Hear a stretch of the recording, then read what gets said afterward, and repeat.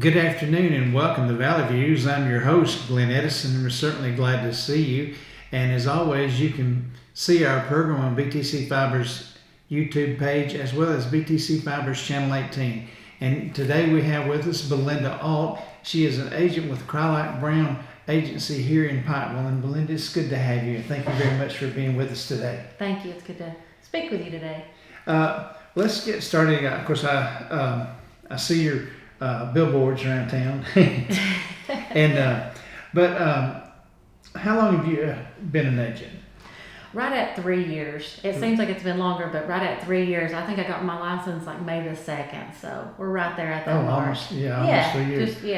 Well, is that something you've always wanted to do, or something you've had in the back of your mind? Yeah, several years before I started it, I was always kind of interested in real estate, and I love, of course, remodeling houses and that kind of thing, which we do a little bit on the side. But I was just always interested in it, and finally I was like, okay, it's now or never. Yeah. It's time to do it. But it's always scary to start something new. Right.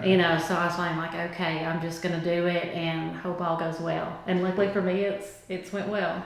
Well, good, because I know now all over Tennessee, there's been plenty of people from out of state moving in. A lot of people buying properties and homes sight unseen. Yeah. That always amazes me. It still amazes me. I've sold a few sight unseen, but I'm still amazed by it. Even though I take lots of videos and try to show them everything I can, it's still not like seeing something in person. Right. But yeah, people do it though. They do. They'll buy some pretty nice homes sight unseen. Well, yeah, I've noticed that because I have other friends who are realtors, and they can't believe that some of this is going on. Yeah. But in this market, you got to jump on something quick a lot of times to get it. And I think that's why they have to do it. They're like, okay, we want it. We got to jump on it now or somebody else is going to get it. And I see where Tennessee is probably one of the, I think, top 3 states that people are moving to.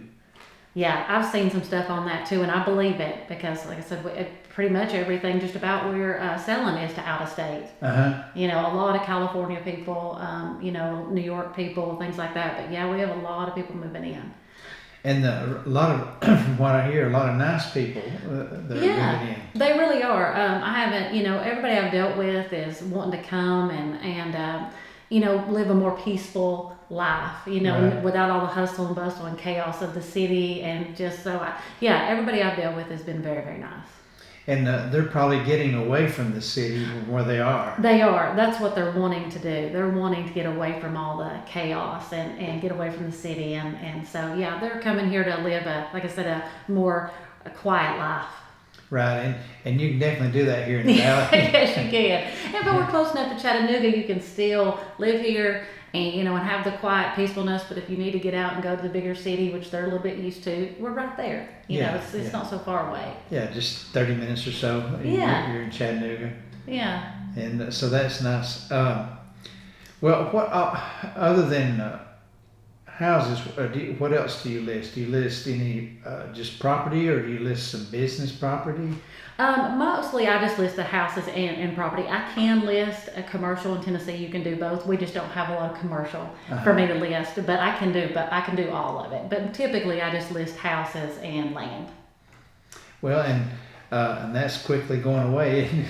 Yes, it is. But like I said, we don't hardly have anything on the market just because things are selling so fast. Right, I've noticed that a lot of people they just look at the property and say, "I'll take it." Yeah, and there's no ifs, ands, and buts about it, no questions. Nope, they want it, and that's it. But it's the land is the same as houses, though. If you want it, you got to jump on it.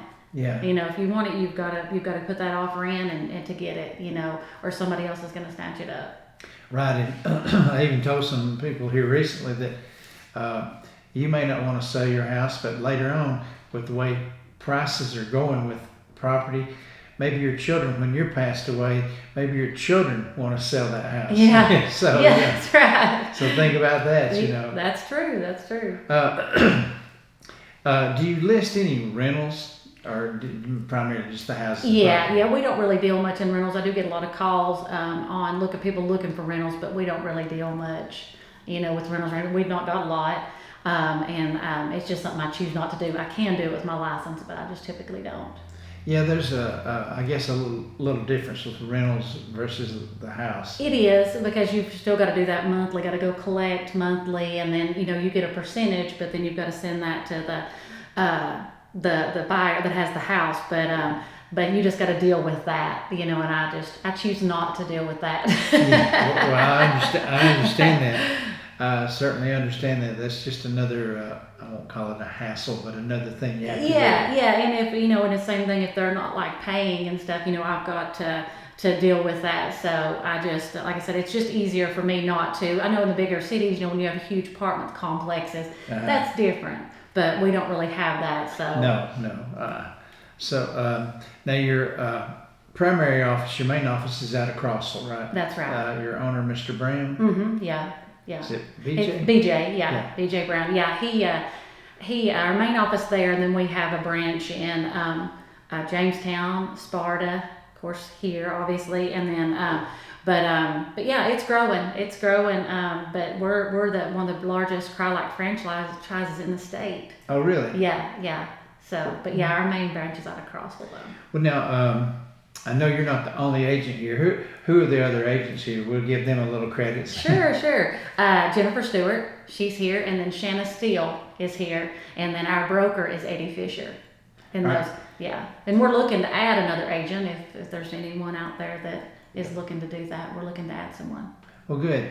Now you mentioned you were trying to go for your broker's license. I am. What's the difference between a broker and just an agent? What's the difference there? As a broker, it's just, of course, more knowledge, more schooling as anything else. But also, like if I ever wanted to run my own office, you have to have a broker's license to be able to run an office. So I could potentially run this office one day or have my own brokerage where I could do my own, have my own business. So it just gives you more opportunities. Right. And I feel like sometimes people feel, the more knowledge you have, the more they're comfortable with you, and what you know about the business. So I just feel like it's another step up for people to use me. Well, and I guess sometimes going out on your own, a lot of times it's kind of scary and a little nervous. You're not sure how things are going to go. And that's right. One day it could be nothing. The next day it could be a lot. Yeah, and I'm not planning on going anywhere. I'm planning on staying right here. BJ's great to work for. He's great, so I don't plan on leaving Crye-Leike anytime soon anyway.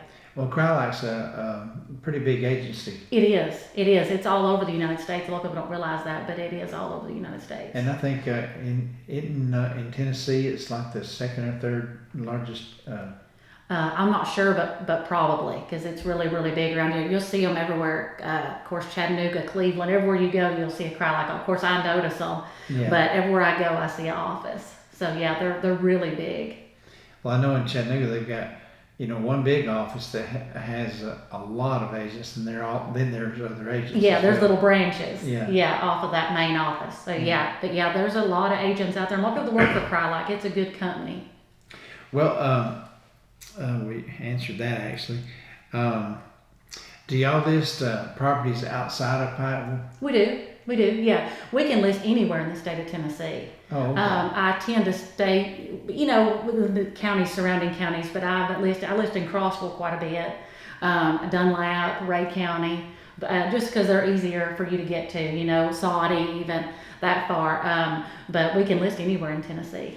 And I imagine I guess you could go with your other offices as well if they had something and you had a potential buyer that wanted something that they have out of that office. Yes, yeah. It's good to have these other offices in these areas to be able to have that connection too. And if something happens that I can't get to an area, say it's a little far away, but I have someone looking, I can refer them to another agent in that other office, say Nashville or wherever. I can pick up a Crye-Leike agent there. Oh, that's nice to know. That's nice to know because you work together and everybody. I mean, that's what it's all about, is working together anyway. As a one big team, to everybody benefits. So yeah, it works out well that way. Now, for someone to become a real estate agent, I know you have training, you have to go through classes and so forth. About how many hours does that work out to be? You have to do a 60-hour pre-license course, and then you do another 30-hour course, it's a course for your testing. So you have to do a total of 90 hours. and then you take your state and national tests. Which it sounds like not much time, but you need a few weeks in between those classes and that test to study, because it's tough. That test is tough. So, but yeah, it's really just a 3-week course before you can actually take your state and national test. Yes, I imagine it is, because those 60 hours are just putting into what you need to know, Yes. and then those 30 hours are, here's your test, we're going to teach you what's Yes, on the test. this is what you really need to know right here. And like I said, it's a lot of information in a really short amount of time. So I did a few weeks of studying before I actually took my test, because there was so much to try to remember.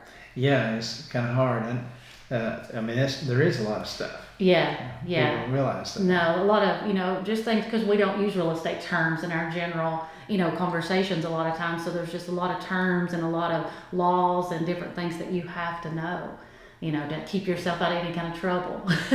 Well, do you have to do yearly, like a in-service? And We do CE classes.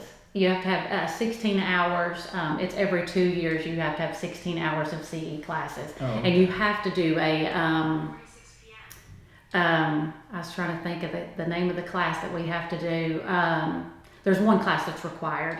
I can't think of it right off. My mind's went blank on it, but there's one class that's a required course that you have to do every 2 years. Oh, okay. Yeah. And I'm going to assume that maybe, like everything else, that state law sometimes changes, and you have to stay on top of new laws.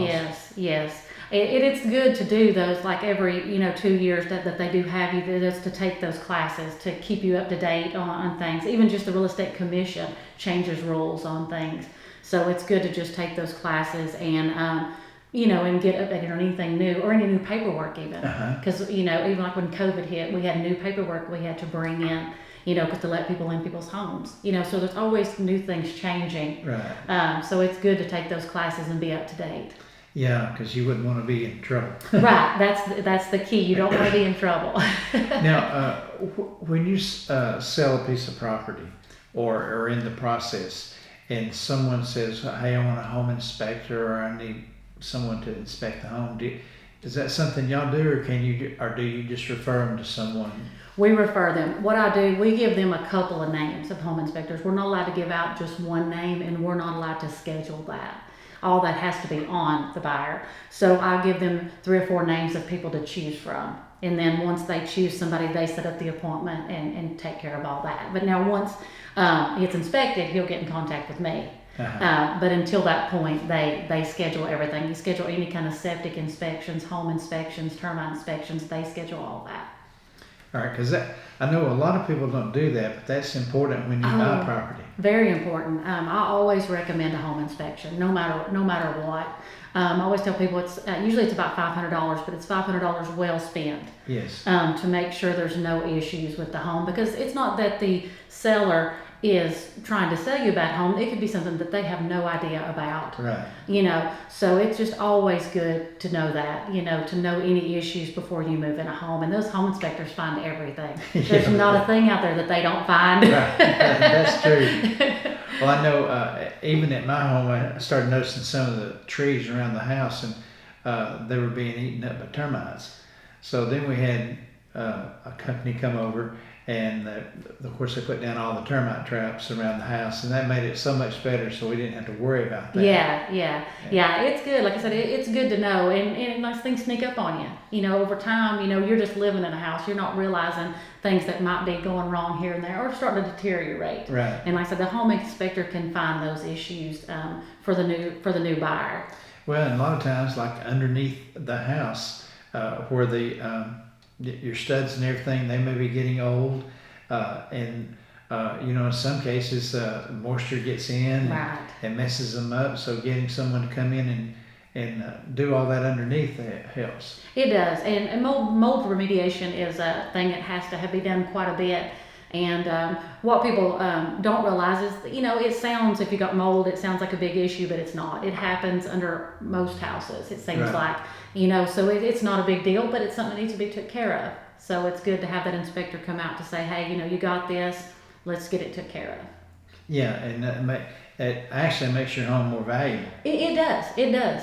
It does, to show, especially that you've took care of it, that you've took care, and if you keep your, documentation of the things that you have done along the way. So when somebody does come in, you can say, hey, here, I got this done, at this time. So it definitely does help. Yes, and a lot of those services are, if you were to move from your house, are transferable. That's right. To the new owners. That's true. That's true. A lot of that stuff is under warranty, so that's good as well. And they can just keep up the service plan that you've got and just kind of keep everything moving. Right, and that's something we chose to do, and we like what we have. Yeah. Our house is nearly 50 years old, and so we didn't build it, but it was we bought it. But still, those things that you mentioned, they deteriorate. There was mold underneath that we had to take care of, and just little things that happen over time. Yeah, it's just in time, and that's with everything. But like I said, it's good to have those inspections, and it's and that's the thing about having a realtor, is that we know the things that you need to do to help you in your process, whether it's even selling or buying. We know the things that need to be done for you to sell your home and get the most money, or when you're purchasing a home, the things that need to be done to make sure that you're getting a good home. So it's just good to have that knowledge, I feel like. Right, because a lot of times it's things as simple as maybe you need new fresh paint. Right. To make it, just simple little things. Yeah. It may cost on the front end a little bit, but on the back end, you get it back. That's right. Because people are very, of course, visual. So if they see, it looks so minor, especially when you've lived in a home for a while, but it's what's going to draw somebody's attention to it. Uh-huh. So by taking care of those little issues, like you said, that may cost you right there, but in the back end, it's gonna be worth it. Well, you take, for example, and I'm not criticizing smokers, but someone who smokes a lot, because I know this from my mother growing up in the houses we lived in, you could see on the walls, from the smoke, cake that, because if a picture frame came off, you go, oh, that's what the wall looks like. Yeah, you can see the little square. Yeah.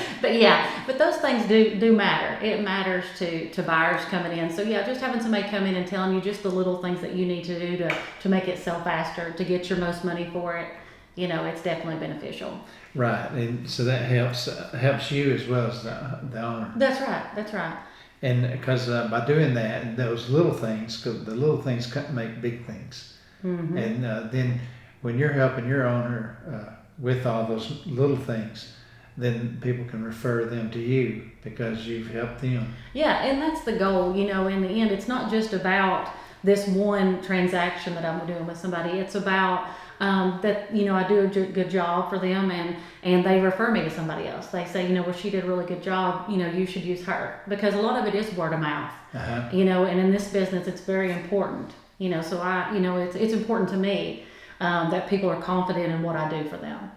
Well, good, because I know word of mouth is a good thing. It is, and we're in a small town, so it's really, it's really big here because everybody knows everybody, and everybody's putting you out there. So if you do something wrong, it's going to be out there. Yeah. And none of us are perfect. We all make mistakes, obviously, but but my goal in the end is to do the best job I can.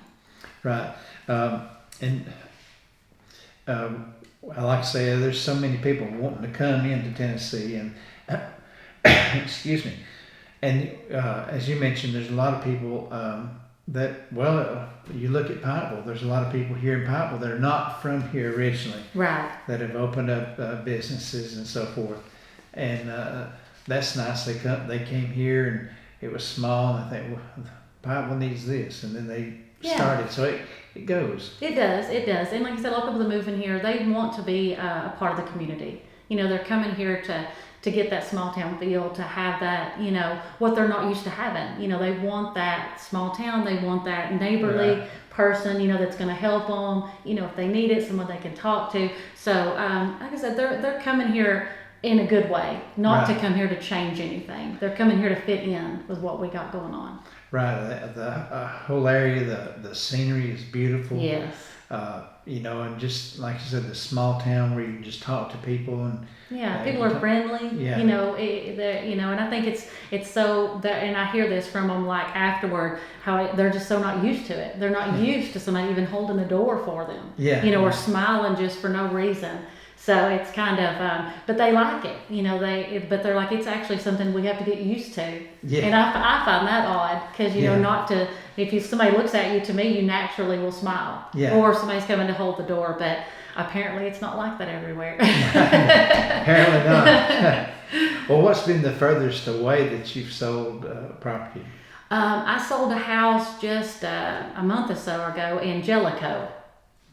So yeah, which was, gosh, I guess it was almost 3 hours. It was right on the border. Yeah. So it was up there. It was a good long drive. But the people, I showed them houses in this area, and that just happened to be one they wanted to see that was that far, and that was the one they ended up buying. Well. So that was the farthest one that I've done so far. And who's been the furthest to come to what you sold? Alaska, actually. Alaska. Mm-hmm. Yeah, that's probably Alaska's probably the first thing I can think. That's a think long of. way. Yeah, that's pretty far. That's pretty far. They bought some acreage. They bought some property, 396 acres. Yeah. Well. But yeah, so that's the farthest buyer I've had. And I noticed there's been a variety of buyers. Some want property so they can raise their animals, Mm-hmm. and then some I've even heard of ones who have animals and think, oh, that different. It's a different animal than just the cattle we see around here. Yeah. And so it's a different kind, as you say, a different breed maybe. But they're all coming in here, and that brings new ideas sometimes. Yeah, definitely. So I'm glad to see the area grow because I guess Pikeville for a long time has been that small type town and hardly anybody knew about. Mm-hmm. It's just unless you, and especially since they built the bypass, that kind of threw things off. You miss. Yeah. It did, but I'm like you. I'm glad to see it grow some, and I think it's good for it in the end, for sure. To have people come in, like you said, different ideas and different things. I think it's definitely good for the town because it's not like it's growing too much, but enough to sustain, and for jobs and just different things. So I think it's a good thing. Right, and the area is growing to where you're close to, you've got 2 grocery stores here, just about a mile apart. And so you have things. I mean, it's not like you're just a hole in the wall, nothing there. Right. We have the necessities here, but we're close enough to the other towns. I mean, Dunlap, is 20 minutes from here, and you got Walmart, whatever. So we're close enough to some little bit bigger towns that if you really needed something else. But everything that we actually just need is right here. Right. And that's nice to know. And like I say, I've met a man from, one day we was filming, and I met a man from Florida, and he just moved up here, and we got to talking to him, and they said, we love it up here. They moved in 9 Mile, I believe. Yeah. So they were happy to be here because they love the small town atmosphere. Yeah. Coming from Florida where it was kind of busy where they lived, and they come up here and they can just kind of relax, and that's a good thing. I like getting out. A lot of people like getting out on their porches. Just if you had your cup of coffee, just sit there. Yeah, we have the mountain views from everywhere you look. Yeah. So yeah, it's very, very nice. Like you said, it's different than what people, a lot of people moving here are used to. Right. The mountains and stuff, and it's like I said, it's pretty. Pikeville's very pretty. This valley is, and I think once they get here and see that, they're like, oh, this is what I want to look at every day. Yeah. I mean, if you think about it, you got mountains on both sides, and very pretty, and the variety of trees and plants that we have around here makes it appear here, and the community is growing, and you have all the new things like how downtown Pikeville is fixed up with the that's nice, that's pretty. It's very pretty. And there's a lot of more things happening here in Pikeville, a lot of new festivals and things going on and things planned. Yeah. And so that you're not a sleepy town because you got a lot of things going on, and that brings people to town too. It does. We're starting. I think the farmers market actually starts up this weekend. Yeah. So, you know, and I love the farmer's market.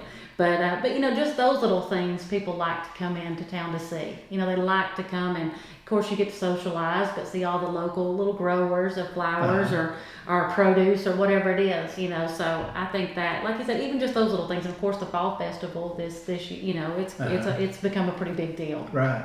So I think all those little things just add up to make people enjoy it even more here. Oh, I think so.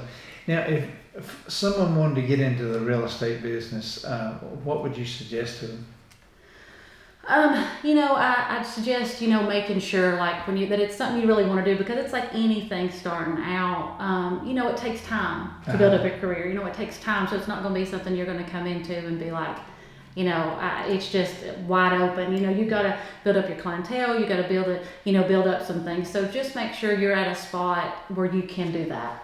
You know, where you can take that time to get your career going. I think that's the hardest thing for most realtors starting out, is that first year is pretty tough, you know, to get listings and to be able to sell houses, you know, and just get things moving along. But once you build that up, you know, it's really good. You know, it's a really good career, but it is work. You know, I think people don't realize how much work you do have to put into it. You know, how much time, you know, that goes into being a real estate agent. You know, you're not hardly ever off the clock. You know, there's it's not weekends and nights always, you know, free. You're working, you know, but still there's a lot of flexibility there as well. So there's definitely not a downside to that.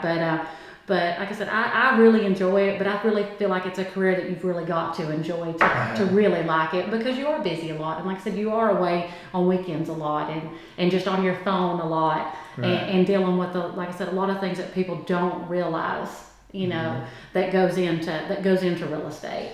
Well, how do you go about getting your listings? Do they call here and do y'all share them, or how does that, or do you go out and solicit? I don't really solicit, but usually you'll get listings from people you know, people, or word of mouth, like somebody's used it, so they'll tell somebody else about you, and occasionally you'll get somebody comes into the office, you know, somebody that walks in or calls looking for an agent to come out, and that way, those we do get too. And if you're the person that gets the call, that's, you know, you get it, you know, you get that listing if somebody calls in. Usually Tina in our front, she will, if Shanna's got the last call, then she'll give it to Jennifer or me. You know, she kind of rotates us out on people that call and things like that.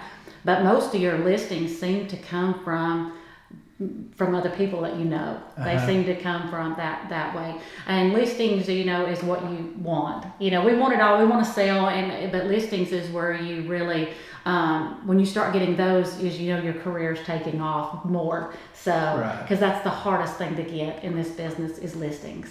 Yes. So because they're putting a lot of confidence in you to list their home and get that sold for them and things. So, but it's but listings mostly is from word of mouth, I feel like. Well, do you ever? I know a few years ago, I got a message actually, wanting to know if I wanted to sell my house, and I thought, how'd you know about my house? Because they were from Kentucky. Yeah. And then I got to investigate a little bit, and I guess they'd seen it through Google Maps or somewhere. They'd seen it, and of course I didn't want to sell, but I thought that was odd. It came through the internet. That people do that sometimes. The only time I'll reach out to someone to see if they want to sell something a lot of times is if I've had someone reach out to me, because occasionally I'll have somebody that owns a piece of property that's interested in something near their property, and they'll ask me to reach out to that person to see if they want to sell.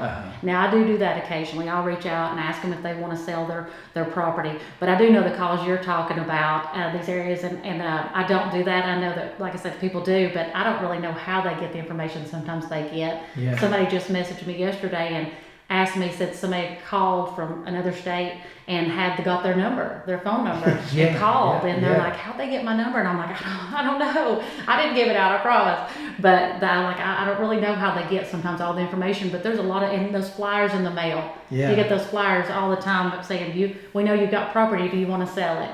And I think it's just people, they're just fishing, you know, they're fishing for properties, but usually if you get those, they're not really wanting to give you what it's worth. Right. So be careful of those. They're just like anything else, they'll scam you. Yes. Be very careful of those. Well, I think it's always best if you go with someone you know, and that way, if there's any problems, you can always go back and talk to them. That's right. And I know you would do the same if something popped up maybe you weren't aware of, and it came to light, that you'd say, hey, we've got to deal with this. Oh yeah, definitely. Because that's my job. And like I said, we can all miss something or something can be off of it, but I'm going to come to you for sure and say, hey, this, even if it's an error on my part, I'm going to say, hey, there's an error here, but we need to fix it. But yeah, it's good with someone you trust, because you are putting a lot of trust in your real estate agent. You really are, to do the right thing and to do the best for you. To whatever outcome, whether it's buying or selling, either way, having that confidence in somebody, I do think is very important. Right. It sure is. Excuse me. We covered that. I was trying to look at some of the things I have here. No, I think we've covered about everything I had down. Is there anything you want to add that maybe we haven't covered or gone over that you think we might need to point out? Oh goodness, Glenn, you put me on the spot. I think you've about covered everything. I think so. Like I said, if anybody's looking for anybody, you give me a call. That's the only thing else I got to put out there for you. But no, I think you went over everything, kind of what we do and, what services we provide. Well, good. I appreciate you. Thank you. Thank you for being on our program today. Thank you. And as always, again, you can see our program on BTC Fiber's YouTube page as well as BTC Fiber's Channel 18. And until next time, have a great day. Hey everybody, this is Glenn Edison from Valley Views. We appreciate you watching our shows, and we would like for you to like, share, and follow us on Facebook, as well as like and subscribe to our YouTube page. Brought to you by Bledsoe Telephone Cooperative, your full-service telecommunications provider right here in the Sequatchie Valley.